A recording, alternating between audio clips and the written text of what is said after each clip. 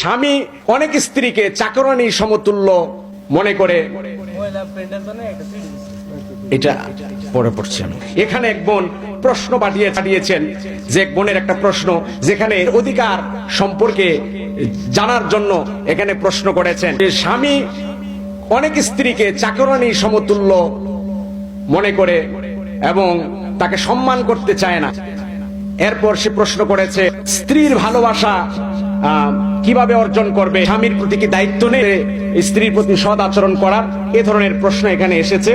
প্রিয় ভাইরা, আমাদেরকে বুঝতে হবে স্বামী আর স্ত্রী দুজনেরই অধিকার ইসলাম নির্ধারণ করে দিয়েছে। কথা বলেন ঠিক কিনা? এই জন্য শুধুমাত্র স্ত্রীদেরকে দোষারোপ করলেও হবে না, স্বামীদেরকেও দোষারোপ করলে হবে না, দুয়ে মিলে একটা সংসার পরিচালিত হয়। কথা বলেন ঠিক কিনা? রাসূলুল্লাহ সাল্লাল্লাহু আলাইহি ওয়াসাল্লাম বিবিদেরকে মহব্বত করতেন, ভালোবাসতেন। রাসূল আরবি সাল্লাল্লাহু আলাইহি ওয়াসাল্লাম, মুসলিম শরীফের বর্ণনা এসেছে রাসূল সাল্লাল্লাহু আলাইহি ওয়াসাল্লাম আয়েশা সিদ্দিকা রাদিয়াল্লাহু তাআলা আনহা বলেন যে আমি রাসূলের কোনো বিবিদের প্রতি ঈর্ষা করতাম না, আমার ভিতরে কোনো ঈর্ষা ভাব আসতো না, শুধুমাত্র খাদিজার কথা শুনলে আমার ঈর্ষা তৈরি হতো। একদিন রাসূল সাল্লাল্লাহু আলাইহি ওয়াসাল্লাম ঘরে খাবার তৈরি করলেন, ঘরের ভিতরে ছাগল জবাই করা হলো। রাসূল সাল্লাল্লাহু আলাইহি ওয়াসাল্লাম আয়েশা সিদ্দিকা রাদিয়াল্লাহু তাআলা আনহাকে বললেন যে খাদিজা তো দুনিয়া থেকে বিদায় নিয়ে গেছে, এখান থেকে কিছু গোশত খাদিজার বান্ধবীদের কাছে পাঠিয়ে দাও। হযরতে আয়েশা সিদ্দিকা রাদিয়াল্লাহু তাআলা আনহা তিনি রাগান্বিত হয়ে গেলেন। তিনি বললেন খাদিজাতা, এখনো আপনি খাদিজার কথা বলছেন? যে খাদিজা দুনিয়াতেই নাই, তার নাম আপনি এখনো ভুলতে পারেন নাই?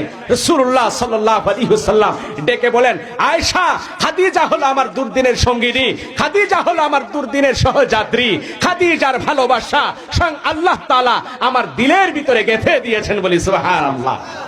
এই জন্য স্ত্রীর ভালোবাসা স্বামীর প্রতি এটা আল্লাহর পক্ষ থেকে দেওয়া, সুতরাং এটার যথাযথভাবে হক আদায় করতে হবে, যথাযথভাবে এই হক আদায় করতে হবে।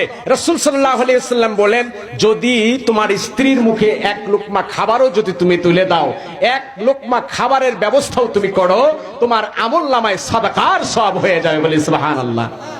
এই জন্য স্ত্রীদের প্রতি সৎ আচরণ করা, স্ত্রীরাও স্বামীর প্রতি সৎ আচরণ করবে, ওই ঘরের ভিতরে শান্তির বাতাস, শান্তির সয়লাভ শুরু হয়ে যাবে। কথা বলেন ঠিক কিনা? সুতরাং প্রত্যেকের হক আদায় করতে হবে।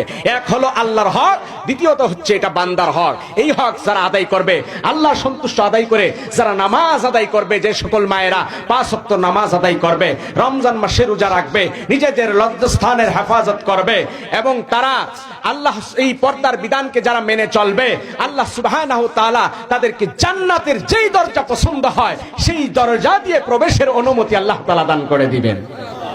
এই জন্য মায়েরা আল্লাহর হক আদায় করবে, সেই সাথে সাথে তাদের ঘরের স্বামীদের হক আদায় করবে। এই দুইটা কাজ যখন করবে, ওই ঘরেরটা আল্লাহর তৈরি বেহেশত, আল্লাহর তৈরি জান্নাতের নমুনা আল্লাহ তাআলা ওই ঘরের ভিতরে চালু করে দেবে।